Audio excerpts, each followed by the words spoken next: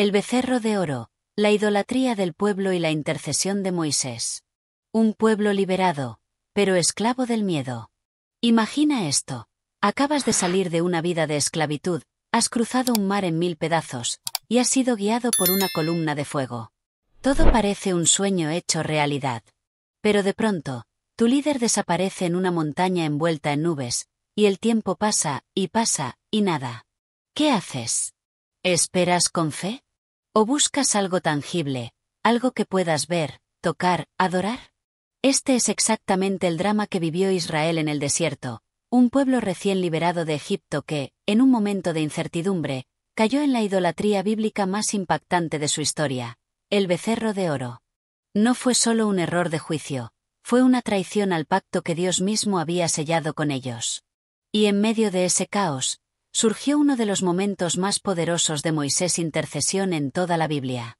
Este relato, narrado en Éxodo 32, no es solo una historia antigua. Es un espejo. Refleja cómo, incluso hoy, cuando Dios parece ausente, tendemos a fabricar nuestros propios ídolos. El dinero, el éxito, el reconocimiento, el control. La adoración becerro no desapareció, solo cambió de forma. Pero también nos muestra algo hermoso, que un corazón dispuesto a interceder puede detener la ira de Dios y restaurar un pacto roto. En este vídeo, exploraremos a fondo este episodio crucial, las causas, las consecuencias, el papel de Aarón, la valentía de Moisés y las lecciones que aún resuenan en nuestras vidas. Prepárate para un viaje al corazón del pecado en el desierto, donde la fe se tambalea, pero el amor intercesor prevalece. Idolatría bíblica y crisis de fe. El contexto histórico. Israel en el desierto tras el Éxodo. Después de 10 plagas que sacudieron Egipto hasta sus cimientos, una liberación milagrosa de siglos de esclavitud y el paso asombroso por un mar rojo partido en dos, el pueblo de Israel se encontraba en un momento de transformación histórica. No eran solo refugiados escapando de la opresión, eran un pueblo escogido, marcado por la mano poderosa de Dios, guiado por una columna de nube de día y una columna de fuego de noche. Habían sido testigos de prodigios que ni siquiera las generaciones futuras podrían imaginar. El cielo entregando maná, la roca brotando agua, los ejércitos egipcios hundidos en las olas. Era el inicio de una nueva era. Pero el camino hacia la tierra prometida no fue directo. Dios no los condujo por la ruta más corta, sino por el desierto, un lugar inhóspito, árido, sin sombra ni refugio. ¿Por qué? Porque el desierto no solo es un lugar geográfico, es un laboratorio espiritual. Allí, lejos de las comodidades de Egipto, aunque fueran en esclavitud, el pueblo tendría que aprender a depender completamente de Dios.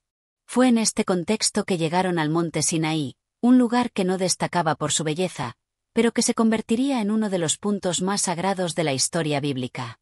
El monte Sinaí no era un destino turístico, era un lugar de encuentro divino. Fue allí donde Dios llamó a Moisés desde la zarza ardiente años antes, y ahora, como si completara un círculo, lo convocaba de nuevo para entregarle las tablas de la ley. Este momento no era solo una entrega de reglas, era la formalización del pacto entre Dios y su pueblo. Las leyes no eran una carga, sino una guía de vida, una constitución espiritual que definiría su identidad como nación santa, separada para él. Moisés subió a la cumbre del monte, rodeado de truenos, relámpagos y una densa nube. Durante 40 días y 40 noches, estuvo en la presencia directa de Dios.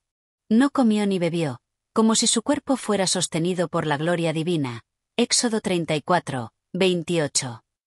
Mientras tanto, abajo, en el campamento, el pueblo esperaba. Y esperaba. Y esperaba. Este tiempo de espera no fue pasivo. Fue una prueba de fuego para su fe. Imagina la escena. Familias enteras, más de 2 millones de personas, acampadas al pie de una montaña que humeaba como un volcán.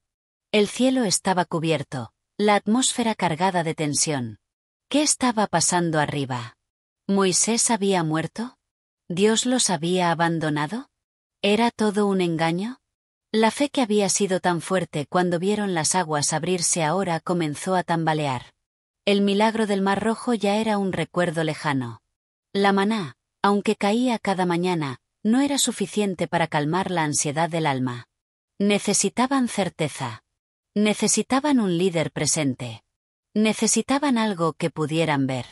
Y en ese momento de incertidumbre, el silencio de Dios se volvió ensordecedor. No había voz, no había señal, solo espera. Pero el ser humano no está diseñado para el vacío. Cuando no hay dirección clara, el corazón tiende a inventar respuestas. Y así, poco a poco, la fe se convirtió en miedo, y el miedo en acción. Haznos un Dios que vaya delante de nosotros. Éxodo 32, 1.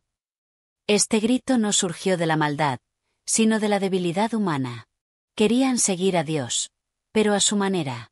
No rechazaron del todo a Yahvé, pero sí exigieron una representación visible, algo que pudiera guiarlos mientras Moisés desaparecía. En otras culturas del Antiguo Oriente, los dioses se representaban con imágenes. Toros alados, dioses con cabezas de animales. El becerro no era un invento nuevo, era una copia de lo que conocían en Egipto. Pero aquí está el drama. Estaban pidiendo un ídolo para adorar al verdadero Dios. Querían un becerro de oro como símbolo de Yahvé, como si él necesitara una estatua para estar presente. Eso no es fe, es idolatría bíblica. Es tratar de domesticar a lo sagrado, de poner a Dios en una caja que podamos controlar. Este momento revela una verdad profunda. El pecado en el desierto no fue solo un error aislado, fue el reflejo de un corazón inconstante, aún marcado por la mentalidad esclava. En Egipto, todo era visible, tangible, predecible. La fe en un Dios invisible era un salto demasiado grande. Y cuando Moisés desapareció, regresaron a lo conocido, la religión de imágenes. Este vacío espiritual es tan real hoy como lo fue entonces. ¿Cuántas veces, cuando Dios parece callar, cuando no vemos respuestas a nuestras oraciones, cuando el líder espiritual está ausente o falla, tendemos a buscar becerros de oro? No con oro fundido, claro, pero sí con ídolos modernos, el éxito, el control, la religión de resultados, la espiritualidad superficial. Cualquier cosa que nos dé la sensación de tener el futuro bajo control. La lección es clara, la fe no se mide en tiempos de milagros, sino en tiempos de silencio. Y cuando el silencio llega, la pregunta no es ¿dónde está Dios?, sino ¿dónde está mi corazón? Porque el verdadero peligro no es la ausencia de Dios, sino la tentación de reemplazarlo con algo que parezca Dios, pero que no lo es. Y así, sin darse cuenta, el pueblo que había sido liberado de la esclavitud volvió a esclavizarse, esta vez, al culto idólatra. El vacío de liderazgo, Moisés en el Sinaí. Moisés no era solo un líder político, era el puente entre Dios y el pueblo. Su ausencia generó un vacío de autoridad y de esperanza. La gente no sabía cómo actuar sin alguien que les dijera qué hacer. Y en ese momento de incertidumbre, la fe se convirtió en pánico. ¿Te ha pasado? A veces, cuando nuestro pastor, nuestro mentor o incluso nuestra rutina espiritual desaparece, sentimos que todo se derrumba. El alma necesita puntos de referencia. Pero cuando esos puntos son humanos, el riesgo es grande. Porque los humanos fallan. Se van. Se enferman. Se equivocan. Solo Dios es constante. La presión del pueblo. Haznos un Dios que vaya delante de nosotros. El pueblo se acercó a Aarón, el hermano de Moisés, y le dijo: Levántate, haznos dioses que vayan delante de nosotros. Porque a este Moisés, el hombre que nos sacó de la tierra de Egipto, no sabemos qué le ha sucedido. Éxodo 32, 1. No pidieron un ídolo por maldad, sino por miedo. Querían certeza. Querían dirección. Querían algo que pudieran ver. Pero aquí está el problema. Pedir un Dios, en minúscula, cuando ya tenían al Dios verdadero, era un acto de culto idólatra. No se trataba de fe, sino de control. Querían un Dios a su medida, uno que no exigiera obediencia, uno que no hablara de leyes, sino de fiestas. La creación del becerro de oro, artefacto religioso o pecado en el desierto. Cuando el pueblo exigió un Dios visible, Aarón, el sumo sacerdote recién ungido, no resistió. En lugar de levantar su voz en nombre de Dios, optó por la facilidad del compromiso. Pidió joyas de oro, probablemente arrancadas de los tesoros egipcios que habían tomado al salir, y con ellas fundió un becerro. No fue un acto improvisado, sino una elaboración cuidadosa, y recibió de sus manos, formó con el buril, e hizo de ello un becerro de fundición. Éxodo 32, 4. Hubo intención, tiempo y técnica detrás de esta imagen. Lo más impactante no fue el ídolo en sí, sino cómo fue presentado. Aarón no dijo, «Este es un nuevo Dios». No. Anunció, «He aquí tu Dios, oh Israel, que te sacó de la tierra de Egipto». Éxodo 32, 4. Con una sola frase, cometió una herejía monumental. Estaba atribuyendo los milagros del Dios vivo, el que abrió el mar Rojo y derribó las murallas de Jericó, a una estatua de oro moldeada por manos humanas. Era como si dijera, el poder que nos liberó no está en el cielo, está aquí, en este objeto que podemos tocar. Este no fue un simple error de cálculo. Fue una negación del milagro. El becerro no representaba fe, sino incredulidad disfrazada de religión. No era una expresión de devoción, sino una domesticación de lo divino. El pueblo quería a Dios, pero a su imagen y semejanza. Querían un Dios que no exigiera obediencia, que no hablara de leyes ni de santidad, que no los confrontara con su pecado.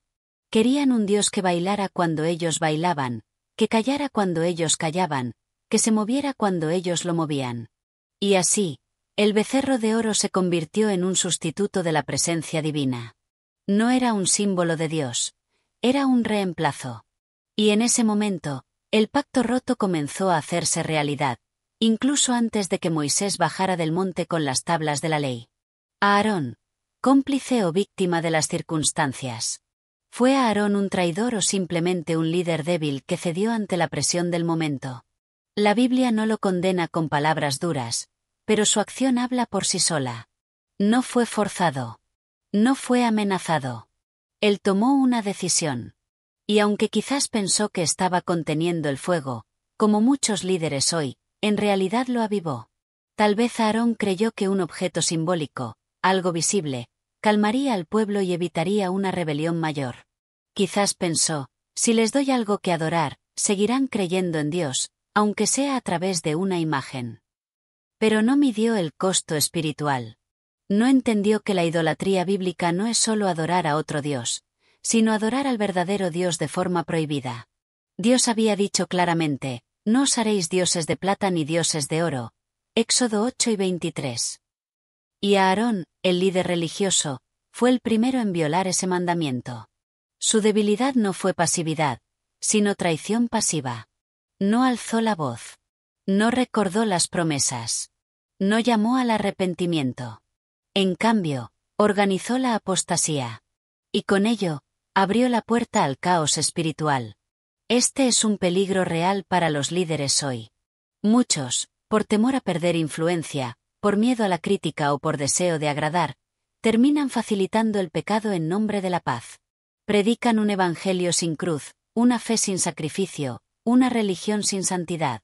Como Aarón, creen que están manejando al pueblo, pero en realidad están doblando la verdad ante el miedo.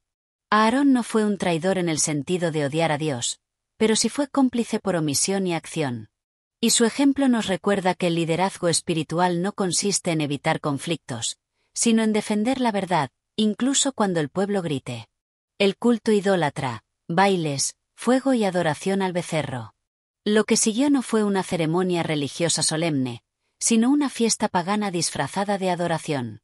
El texto describe, se levantó de mañana, ofreció holocaustos y presentó ofrendas de paz, y el pueblo se sentó a comer y a beber, y se levantó a jugar. Éxodo 32, 6.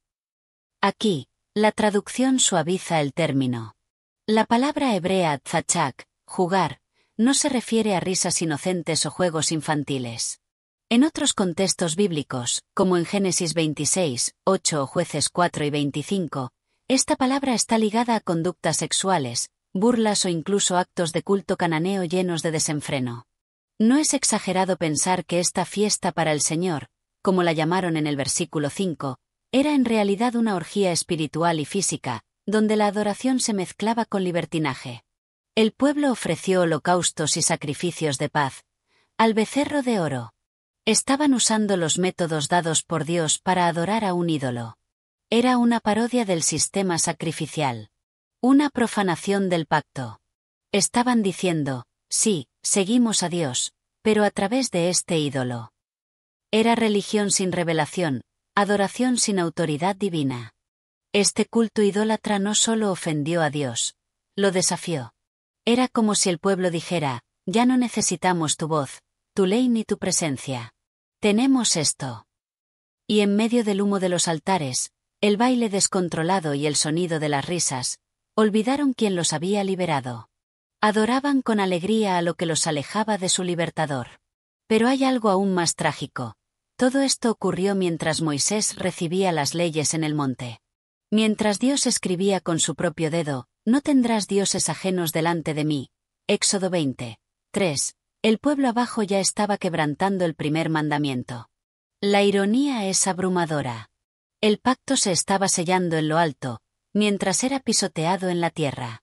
Este episodio nos enseña que la idolatría bíblica no siempre viene con cuernos o alas. A veces viene con altares, cánticos y hasta sacrificios. Puede parecer espiritualidad, pero si no está fundada en la verdad revelada, es pura ilusión. Hoy, muchas personas adoran a Dios mientras siguen sus propios deseos, justifican sus pecados y rechazan su palabra. Es el becerro de oro moderno, una fe cómoda, personalizada, sin cruz. Y como en el desierto, cuando el culto idólatra crece, la santidad se apaga. La comunidad se corrompe. Y la presencia de Dios se retira, hasta que alguien, como Moisés, baja del monte con las tablas de la ley en la mano, listo para confrontar la mentira con la verdad. La ira de Dios y el pacto roto. Desde el cielo, Dios vio todo. Y se indignó. Le dijo a Moisés, tu pueblo, que sacaste de la tierra de Egipto, ha corrompido. Pronto se han desviado del camino que yo les mandé. Éxodo 32, 7-8. Observa, Dios dice tu pueblo, no mi pueblo. El vínculo estaba roto. La ira de Dios no es un capricho. Es la respuesta justa de un Dios santo ante la traición. Pero aquí viene el giro. Dios le ofrece a Moisés una salida. Déjame, para que mi ira se encienda contra ellos y los consuma, y haré de ti una gran nación. Éxodo 32, 10. ¿Te imaginas? Un nuevo comienzo. Un nuevo pueblo. Todo en manos de Moisés. Pero él no lo aceptó. Moisés intercesión, el poder de la mediación y el amor por el pueblo. Moisés, en lugar de aprovechar la oportunidad, bajó de la montaña con las tablas de la ley en mano. Pero antes de actuar, intercedió. Oró con fuerza, con pasión, con conocimiento de la promesa divina. Su oración fue brillante. ¿Por qué enojarías tu ira contra tu pueblo, que sacaste de la tierra de Egipto con gran poder y con mano fuerte? Éxodo 32, 11. Usó el tu pueblo, no mi pueblo. Recordó el pacto. Invocó el nombre de Abraham, Isaac e Israel. Apeló a la reputación de Dios entre las naciones. Esta es la esencia de la Moisés intercesión, no por mérito propio, sino por amor al pueblo y fidelidad a Dios. ¿Por qué enojarías tu ira contra tu pueblo? La oración que cambió el destino. La oración de Moisés no fue manipuladora. Fue bíblica. Fue humilde. Fue valiente. Y funcionó. Y arrepintióse el Señor del mal que había dicho hacer a su pueblo. Éxodo 32, 14. Dios no cambia, pero sí responde a la intercesión fiel. Aquí vemos que la intercesión no anula el juicio, pero lo transforma. Dios perdonó, pero no dejó sin consecuencias. El regreso de Moisés y la destrucción del ídolo. Cuando Moisés bajó y vio el becerro de oro, su reacción fue inmediata. Rompió las tablas de la ley. Un gesto dramático, símbolo del pacto roto. Luego, destruyó el ídolo, lo quemó, lo molió y lo hizo beber al pueblo. Éxodo 32, 20. Un acto simbólico. Tragan su pecado, enfrenten las consecuencias. Juicio y purificación. El levitas y la restauración. Luego vino el juicio. Moisés llamó a los levitas, y aquel día murieron 3000 hombres. Fue duro, pero necesario. La comunidad debía ser purificada. No había lugar para la impunidad. Pero también hubo restauración. Moisés volvió al monte, intercedió de nuevo, y Dios renovó el pacto. Las tablas de la ley fueron regrabadas. El arrepentimiento israelita abrió la puerta al perdón. Conclusión. Lecciones eternas del becerro de oro. El episodio del becerro de oro no es solo una historia antigua. Es un espejo de nuestra alma. Nos muestra cómo, incluso después de milagros, podemos caer en la idolatría bíblica. Hoy, nuestros ídolos no son de oro, pero sí ocupan el lugar de Dios, el dinero, el control, la fama, la comodidad. Pero también nos revela el poder de la intercesión. Moisés no era perfecto, pero amaba a su pueblo. Estuvo dispuesto a arriesgarlo todo por ellos. ¿Quién intercede por ti? ¿Por quién tú intercedes? Dios no cambia. Sigue siendo santo, justo y misericordioso. Y sigue respondiendo a corazones que claman por misericordia. El pacto roto puede renovarse. El arrepentimiento israelita es posible hoy. No temas si has fallado. Lo importante no es nunca caer, sino levantarse con humildad. Y si ves a otros cayendo, no condenes. Intercede. Sé un Moisés intercesión en tu familia, tu iglesia, tu trabajo. Porque al final, no fue el becerro de oro lo que definió a Israel, sino el amor de Dios y la fidelidad de un hombre dispuesto a orar.